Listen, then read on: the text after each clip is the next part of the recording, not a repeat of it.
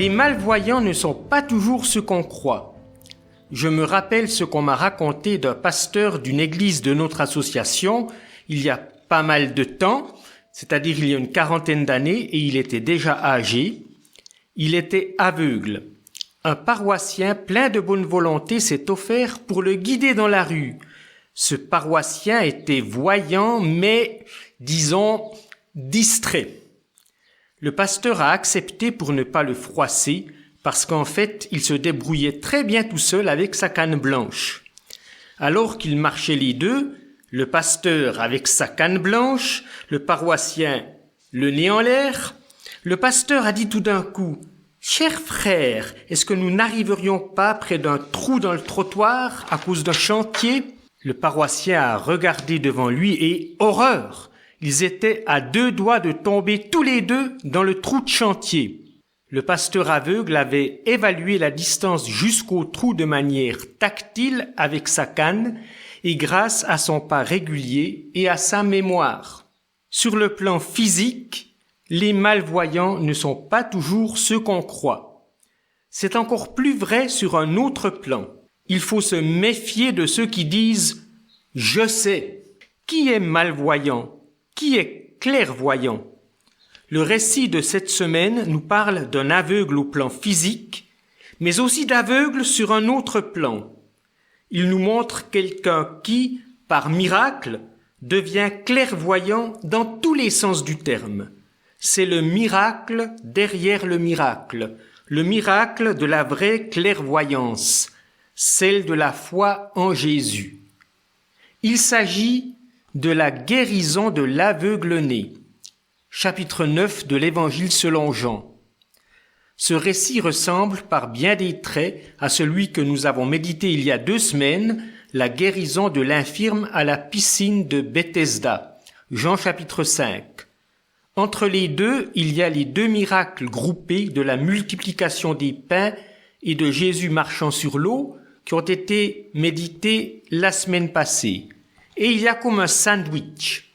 Le pain du sandwich, à l'extérieur, d'abord l'infirme à Jérusalem, au chapitre 5, puis notre récit au chapitre 9, également à Jérusalem, qui a d'ailleurs un prolongement, chapitre 10, versets 1 à 21, parce que tout ce que Jésus dit, « Je suis le bon berger », c'est un prolongement de cette situation.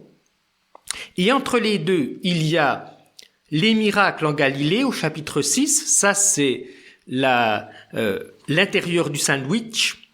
Et il y a encore une longue transition sans miracle. C'est une série de discussions, de controverses, de conflits lors de la fête de Sukkot, grande fête juive de l'automne, au chapitre 7 et 8. En fait, il y a un lien, ces discussions dans les chapitres 7 et 8 font le lien entre le signe de l'infirme et le signe de l'aveugle-né. Dans les discussions, on reparle au chapitre 7 du miracle du chapitre 5, qui pourtant s'était produit lors d'une autre fête, donc bien avant.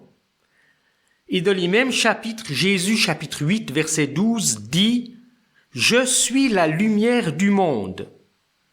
Et dans notre passage, dans notre signe miraculeux, Jésus, la lumière, rend quelqu'un clairvoyant. D'ailleurs, ça se produit dans la foulée, c'est-à-dire encore pendant cette fête de Sukkot. Et nous lisons maintenant ce récit, Jean, chapitre 9, versets 1 à 7. En passant, Jésus vit un homme aveugle de naissance. Ses disciples lui demandèrent, « Rabbi, c'est-à-dire maître, qui a péché, lui ou ses parents, pour qu'il soit né aveugle ?» Jésus répondit, « Ce n'est pas que lui ou ses parents aient péché, c'est pour que les œuvres de Dieu se manifestent en lui. Tant qu'il fait jour, il faut que nous accomplissions les œuvres de celui qui m'a envoyé. La nuit vient où personne ne peut faire aucune œuvre. Pendant que je suis dans le monde, « Je suis la lumière du monde ». Après avoir dit cela, il cracha par terre et fit de la boue avec sa salive. Puis il appliqua cette boue sur les yeux de l'aveugle et lui dit « Va te laver au bassin de Siloé ou Siloam », ce qui se traduit « envoyé ». Il y alla et se lava. Quand il revint, il voyait. En fait, ce que nous venons de lire n'est que le début de l'histoire, la guérison physique. Pour suivre à la trace comment le miraculé a été conduit à la clairvoyance de la foi, il faut lire jusqu'à la fin du chapitre et vous en aurez l'occasion. Mais ce récit de la guérison physique donne déjà des indications de ce qui va suivre. Voir et voir. Il y a voir et voir. Le verbe voir est employé tout au début du récit. En passant, il vit un homme aveugle de naissance. Jésus ne voit pas seulement la cécité physique de l'aveugle. Il ne voit pas que le mendiant dans la rue, car plus loin il nous est dit que l'aveugle était connu comme mendiant.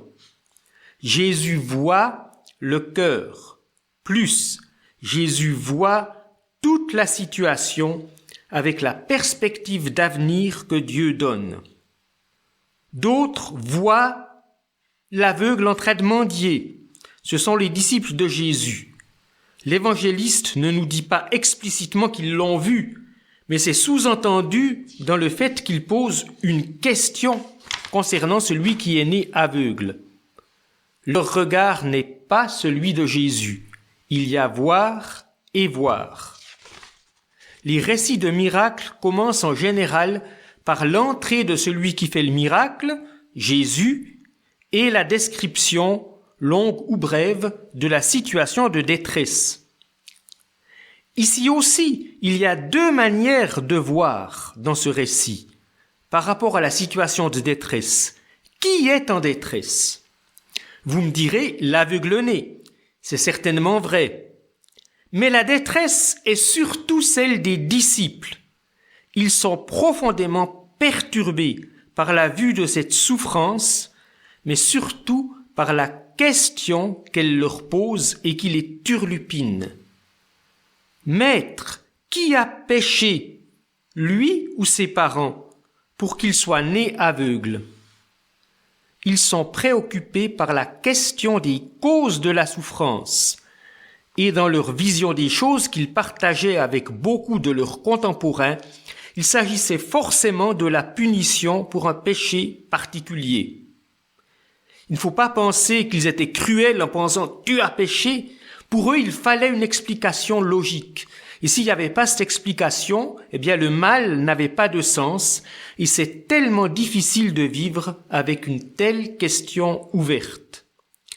Et là réside la cécité des disciples. Quand ils voient l'aveugle, ils ne voient en fait que la question qu'ils se posent et qui doit forcément avoir une réponse. Alors, Jésus dirige leur regard ailleurs. Ce n'est pas que lui ou ses parents aient péché, c'est pour que les œuvres de Dieu se manifestent en lui. Tant qu'on cherchera la réponse à la question de la cause et de l'origine du mal, on restera aveugle. Cette question n'a pas de réponse, sinon le mal ne serait pas le mal. Chercher à ramener le mal à quelque chose d'explicable, c'est déjà une forme de déni. Jésus oriente leur regard vers l'avenir. Il ne regarde pas derrière, mais devant. C'est pour que les œuvres de Dieu se manifestent en lui. Jésus ajoute « Tant qu'il fait jour, il faut que nous accomplissions les œuvres de celui qui m'a envoyé. » Ce n'est donc pas pour rien que pour guérir l'aveugle, il l'envoie se laver les yeux à la piscine de Siloam, un plan d'eau bien connu à Jérusalem. Siloam qui se traduit, note bien l'évangéliste, ça se traduit envoyé. Jésus est l'envoyé de Dieu qui apporte la lumière. Il répète ce qu'il avait dit aux pharisiens un peu avant, au chapitre 8, « Je suis la lumière du monde ». Au verset 5 de notre récit, « Pendant que je suis dans le monde, je suis la lumière du monde ». Le vrai miracle, c'est que l'aveugle-né va devenir clairvoyant par la foi en Jésus, la lumière du monde.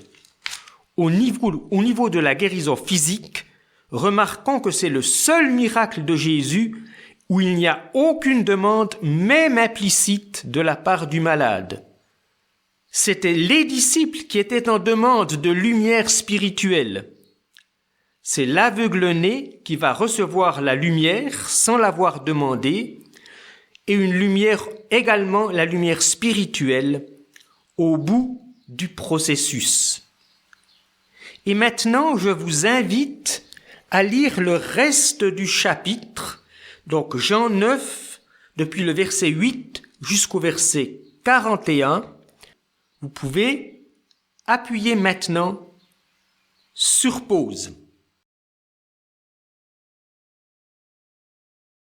Voir de mieux en mieux. Voir de mieux en mieux. Qu'est-ce qui vous a frappé dans tous ces épisodes de débats, de discussions, de procès? Il y a un long processus qui mène à la confession de la foi du miraculé et à l'adoration. « Je crois, Seigneur », et il se prosterna devant lui. Comme dans tous les prolongements des miracles signes de Jésus, comme on les avait déjà au chapitre 5 et au chapitre 6, beaucoup de paroles sont prononcées. Mais ici, qui c'est qui en prononce le plus? Eh bien, ce n'est pas Jésus. En fait, c'est l'aveugle guéri qui en dit le plus. J'ai compté le nombre de mots de chacune des personnes qui prend la parole. Dans ce récit, en grec, j'ai compté les mots. L'aveugle guéri prononce 137 mots. Les pharisiens, autorités juives, dit parfois les juifs, 101 mots. Et Jésus, 100 mots, ce qui est vraiment peu. En fait, dans la plus grande partie de ce chapitre, Jésus est absent. Il ne revient qu'au verset 35 quand il va trouver l'aveugle guéri pour lui demander « Crois-tu au Fils de l'homme ?»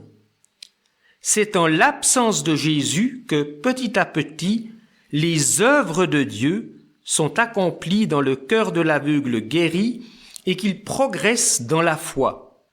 En plus, c'est dans un contexte d'hostilité face aux pharisiens qui le convoquent à leur tribunal pour en savoir plus sur Jésus qui a guéri le jour du sabbat. On est dans un véritable climat de terreur, voire la réaction de peur des parents du miraculé. C'est dans ce climat que la foi va naître et grandir. Cela annonce le temps où Jésus sera absent, remonté au ciel, et les disciples persécutés. C'est dans ces discours d'adieu, de Jean 13 à 17, une partie de ces discours d'adieu qui va de chapitre 15, verset 18 à chapitre 16, verset 11, qu'il est beaucoup question des persécutions à venir. À présent, je résume les étapes de ce conflit et de ce chemin de lumière pour celui qui était né aveugle. Donc le chapitre 9 commence par la guérison physique, puis il y a un épisode très court, interrogatoire par les voisins, qui prépare l'interrogatoire par les autorités. Il y a un premier interrogatoire par les autorités, aussi assez court. Entre deux, un interrogatoire des parents, puis le second interrogatoire par les autorités, et finalement, la rencontre avec Jésus. Et à chaque étape, il y a progrès. Que dit l'aveugle guéri? Concernant Jésus, la première chose qu'il dit aux voisins, « Je ne sais pas ». En fait, il voulait dire, la question c'était « Je ne sais pas où il est maintenant ». Mais il commence par dire ce qu'il ne sait pas. Ensuite, il dira, à la fin de son premier interrogatoire, de Jésus, c'est un prophète. Le second interrogatoire est saisissant parce que l'aveugle guéri y avance à pas de géant alors même qu'il est pressé de questions. Et nous allons lire presque tout de ce second interrogatoire. Verset 24, les pharisiens appelèrent une seconde fois l'homme qui avait été aveugle et lui dirent « Donne gloire à Dieu. Nous savons, nous, que cet homme est un pécheur. » Ils disent « Donne gloire à Dieu » qui était une formule consacrée pour dire « Dis toute la vérité ». Et en même temps, ils lui soufflent quelle vérité il doit dire, car ils la connaissent déjà. Nous savons, nous, que cet homme est un pécheur. On veut découvrir la vérité, mais ça doit être celle qu'on connaît déjà. L'aveugle guéri, lui, ne sait pas. Et c'est en cela qu'il est parfaitement honnête. Si c'est un pécheur, je ne sais pas. Je sais une chose. J'étais aveugle, maintenant je vois. La foi commence ainsi, par cette humilité et cette honnêteté. Et je cite un commentateur, Jean Zumstein, « Sobriété, fidélité aux faits et ignorance avouée sont les premiers pas sur le chemin de la foi. » C'est Jean Zumstein qui a commenté Jean dans cet excellent commentaire en 1 volume du Nouveau Testament, le Nouveau Testament commenté. Revenons donc à l'aveugle guéri. Ses interrogateurs lui demandent à nouveau de raconter les faits. Il les avait déjà racontés lors du premier interrogatoire. C'est une technique courante d'interrogatoire.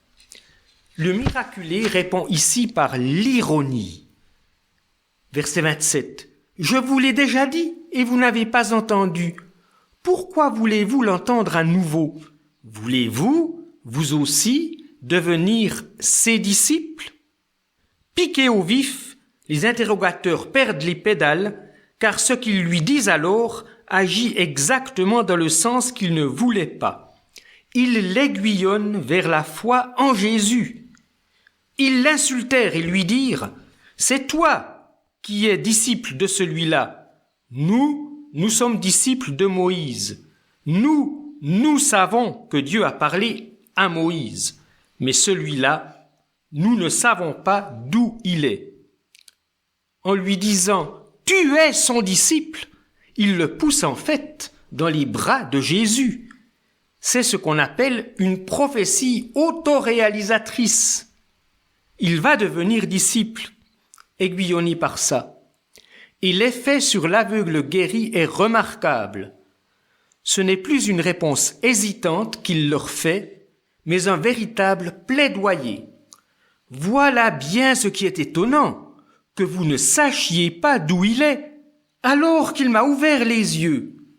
Nous savons, il veut dire ici, nous tous les membres du peuple d'Israël, nous savons que Dieu n'entend pas les pécheurs. Mais si quelqu'un honore Dieu et fait sa volonté, celui-là, il l'entend. Jamais encore on n'a entendu dire que quelqu'un ait ouvert les yeux d'un aveugle né. Si celui-ci ne venait pas de Dieu, il ne pourrait rien faire. Il dit « Nous savons que Dieu n'entend pas les pécheurs. » Donc Jésus n'est pas un pécheur. Rappelez-vous, juste avant, dans la même partie de l'interrogatoire, il avait dit « Si c'est un pécheur, je ne sais pas. » Quel chemin parcouru en si peu de temps, sous pression.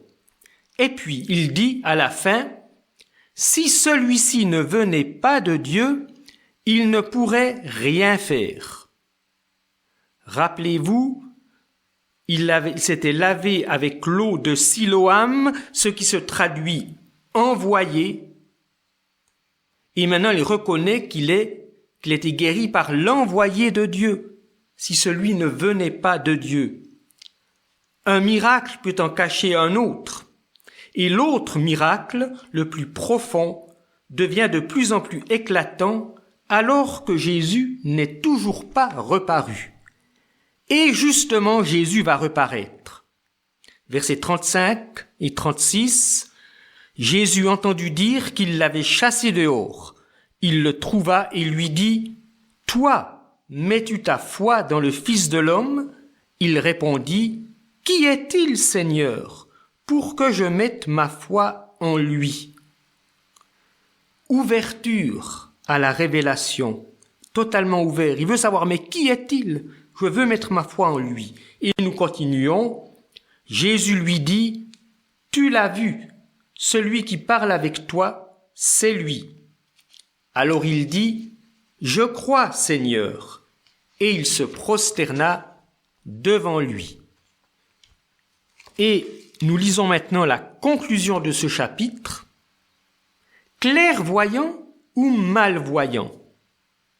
Jésus conclut en disant à la cantonade, verset 39, « Moi, je suis venu dans ce monde pour un jugement, afin que ceux qui ne voient pas voient et que ceux qui voient deviennent aveugles. » Après avoir entendu cela, quelques pharisiens qui étaient avec lui dirent, « Nous aussi, nous sommes aveugles. » Jésus leur répondit, « Si vous étiez aveugles, vous n'auriez pas de péché. Mais maintenant vous dites, nous voyons. Aussi, votre péché demeure. Je suis venu pour un jugement. » Mais en fait, dans cette confrontation, ce n'est pas Jésus qui juge. Chacun se juge lui-même par sa réponse à Jésus. Face à lui, personne ne peut rester neutre. Afin que ceux qui ne voient pas voient. Il s'agit de ceux qui savent qu'ils sont aveugles, qui savent qu'ils ne savent pas, qui s'ouvrent honnêtement et humblement à Jésus qui se révèle même quand il semble absent. Mais ceux qui se croient clairvoyants, qui voient sans voir, ayant déjà décidé de ce qu'il y avait à voir, se sont déjà jugés eux-mêmes. Jésus est la lumière du monde.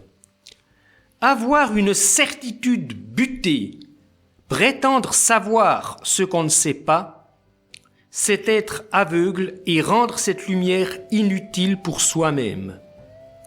Mais savoir qu'on est ignorant et s'ouvrir à la lumière du Christ, c'est s'engager sur un chemin où, petit à petit, on voit et on connaît par la foi ce qu'il nous révèle.